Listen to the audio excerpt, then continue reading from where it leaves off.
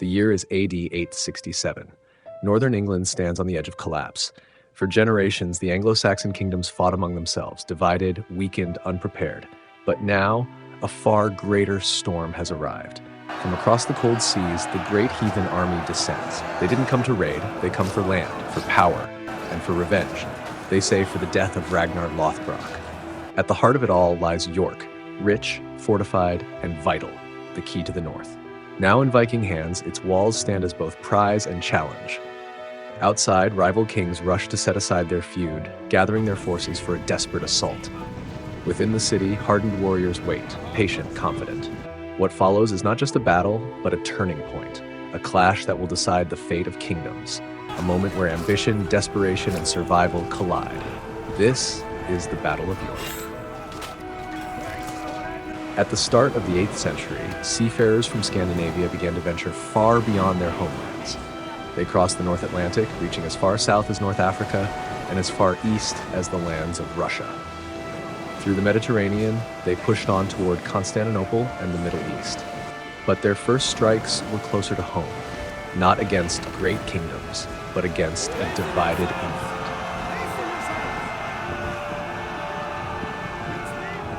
The earliest recorded Viking raid on England dates to AD 789. However, there were almost certainly earlier raids that went unrecorded.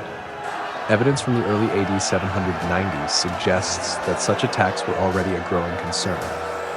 In a charter dated to AD 792, Offa of Mercia granted privileges to religious institutions in Kent, but notably excluded military service against seaborne raiders, implying that coastal threats were already familiar. Around the same time, in a letter written between AD 790 and AD 792, Alcuin of York criticized the Northumbrians for adopting the customs of pagan peoples, who, in his words, threatened them with terror. Taken together, these sources suggest that contact between the Anglo-Saxons and the Scandinavians had already been established before the more famous raids, and that the Vikings were not acting blindly but with some knowledge of their targets. The incident of AD 789, which we mentioned earlier, began when 3 ships from Hordaland reached the Isle of Portland on the southern coast of Wessex. They were met by Bedaherd, a local official responsible for identifying foreign merchants entering the kingdom. Mistaking the newcomers for traders, he approached them, only to be killed.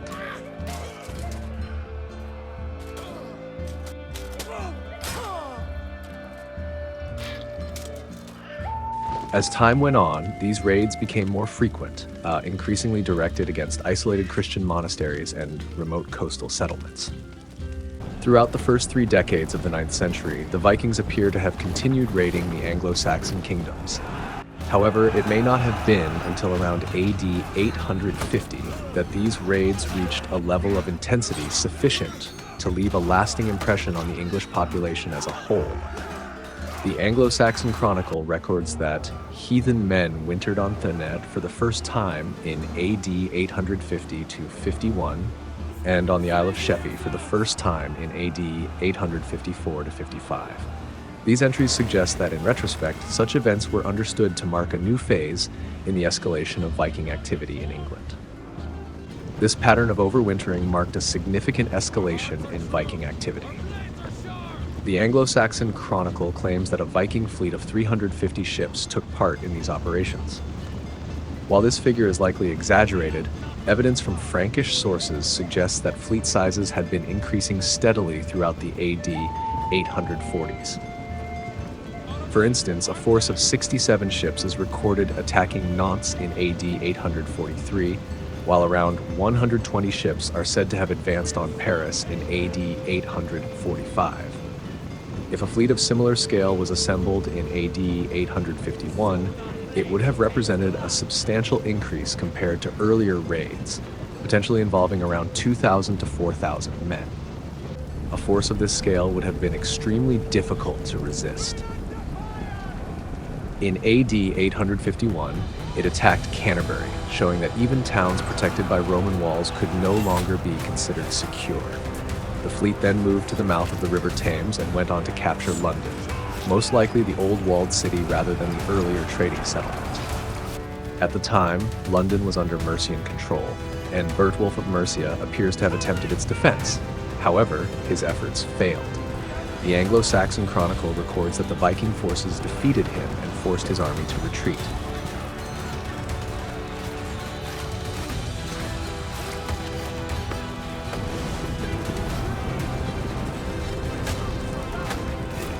The Viking force then crossed the River Thames and advanced into Surrey, a region that had been part of Wessex for roughly 25 years since Egbert of Wessex had taken it from Mercian control. In response, his son Æthelwulf of Wessex moved to confront the invaders, aiming to achieve greater success than in earlier encounters such as those at Carhampton. Despite the strength of the Viking force, the West Saxons won a decisive victory, inflicting heavy losses. The Anglo-Saxon Chronicle describes it as the greatest slaughter of a heathen army that we have ever heard of. Given the reported size of the opposing force, this outcome must have appeared extraordinary. The Annals of St. Bertin similarly interpreted the victory as being achieved with divine assistance. In the spring of AD 860, another large Viking fleet moved inland and captured Winchester, demonstrating once again that even fortified towns were vulnerable to attack. The fall of such a major center would have been deeply unsettling. However, the West Saxons soon mounted a response. According to Asser, a contemporary writer closely associated with the court of Alfred the Great, the raiders were intercepted as they made their way back to their ships, carrying their plunder. They were attacked by local levies led by the Ealdormen of Hampshire and Berkshire. In the ensuing engagement, the Viking force was heavily defeated.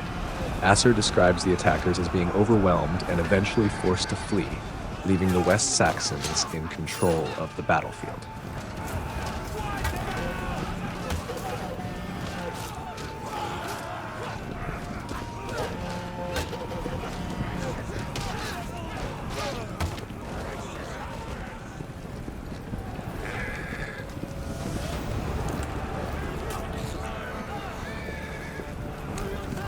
According to the Anglo-Saxon Chronicle, Æthelbert of Wessex had ruled the kingdom in good harmony and in good peace, after reuniting it in AD 860. However, this period of stability began to unravel toward the end of AD 864, when a Viking force occupied Thanet and demanded payment from the people of Kent under threat of violence. The Chronicle reports that the inhabitants agreed to these terms in the interest of peace. Yet the agreement proved deceptive. Under cover of darkness, the Viking force moved inland and ravaged the eastern regions of the former kingdom. Such actions would normally have prompted a strong royal response, but any plans for retaliation were interrupted by Æthelbert's death in AD 865. He was succeeded by his younger brother, Æthelred of Wessex. Æthelred of Wessex had only just come to power when a far greater threat emerged. In the autumn of AD 865, the Anglo-Saxon Chronicle records that the land of the English was invaded by a Great Heathen Army. The exact origins of this force are uncertain. Some of its warriors were likely drawn from the group that had occupied Thanet the previous year, suggesting that this earlier presence may have been a precursor to the larger campaign.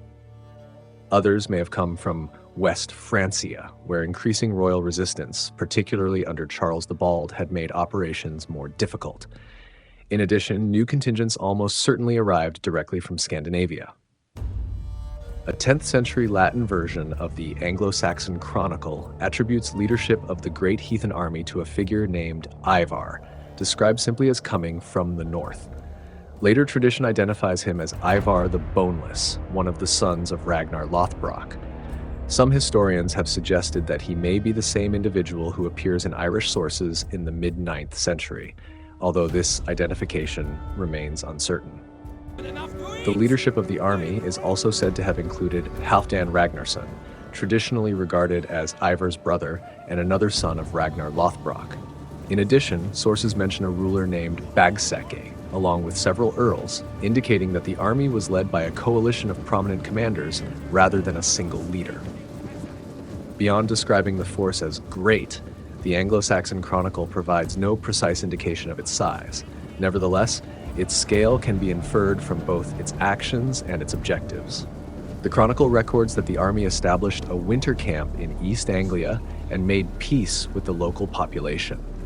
In practical terms, this meant that the East Angles paid tribute, offering money and valuables in return for being spared from destruction. Significantly, the terms of this agreement went beyond the usual demands for wealth. The chronicle notes that the Vikings were also supplied with horses, suggesting a shift in both strategy and intent. This was no longer a temporary raiding force, nor even a group intending to remain only until local resources were exhausted. Instead, it appears to have been an army preparing for sustained campaigns, with the aim of conquering and controlling entire kingdoms. After spending a year in East Anglia gathering supplies and consolidating its strength, the Great Heathen Army moved in the autumn of AD 866 toward Northumbria. Its main objective was York, which fell to the invaders on the 1st November. Very little is known about the internal history of either Northumbria or East Anglia during the 9th century, as many of their records, charters, and annals were likely lost during Viking activity. However, the Anglo-Saxon chronicle indicates that Northumbria was already politically unstable before the Viking army arrived. It records that King Osberht of Northumbria had been deposed by Ælla of Northumbria, described as a ruler without hereditary legitimacy, resulting in significant internal conflict. Such divisions worked to the advantage of the Vikings, and it is possible that this internal instability itself helped attract them to Northumbria in the first place. By the spring of the following year, the two rival kings had set aside their differences in order to confront the Viking threat. In March AD 867, their combined forces advanced toward York, forcing the Norse army to withdraw inside the city's walls. Rather than settling into a prolonged siege, the Northumbrians chose to press the attack. They breached the city's defenses and pushed into the streets, turning the fight into close-quarters combat within the urban confines. But at this point, the advantage shifted. The conditions of urban combat, particularly the narrow streets, likely reduced any numerical advantage held by the Northumbrians, favoring the Viking forces. The Viking forces, now fighting from within fortified positions, launched a coordinated counterattack. The result was a catastrophic reversal. Both Osberht and Ælla were killed in the fighting, and their army was effectively broken. Much later, Icelandic sagas, written in the 13th and 14th centuries, claim that Ælla of Northumbria was subjected to the so-called blood eagle, a ritual in which the lungs were supposedly removed from the rib cage and arranged to resemble wings. However, there is no contemporary evidence to support this account. Most historians consider it a later invention, possibly inspired by a vague line in 11th century poetry that may simply refer to Ælla's body being left exposed to scavenging birds.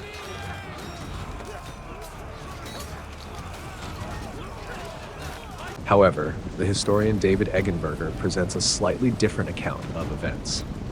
According to his interpretation, when Ivar the Boneless besieged York, the two rival kings of Northumbria, Osberht and Ælla, temporarily united to resist the Viking advance and managed to push them back toward the city walls.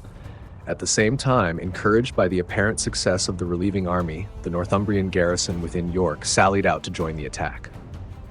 For a brief moment, the Viking forces have found themselves under pressure from both sides, caught between the advancing Northumbrian army and the troops emerging from the city. However, during the ensuing battle, the Viking army ultimately overcame the combined Northumbrian forces, inflicting heavy losses.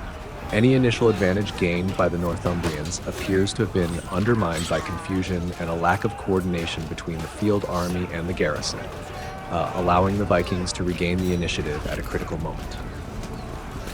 Both Northumbrian kings, Osberht and Ælla, were killed in the fighting, marking the complete collapse of organized resistance.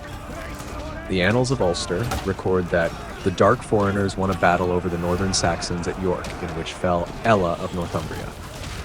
The Latin term cessidit, meaning he fell, is generally understood to indicate death in battle rather than execution, reinforcing the view that Ælla died during the engagement itself. The consequences were immediate and far-reaching. With both rival kings dead and their army shattered, Northumbria was left without effective leadership or military cohesion.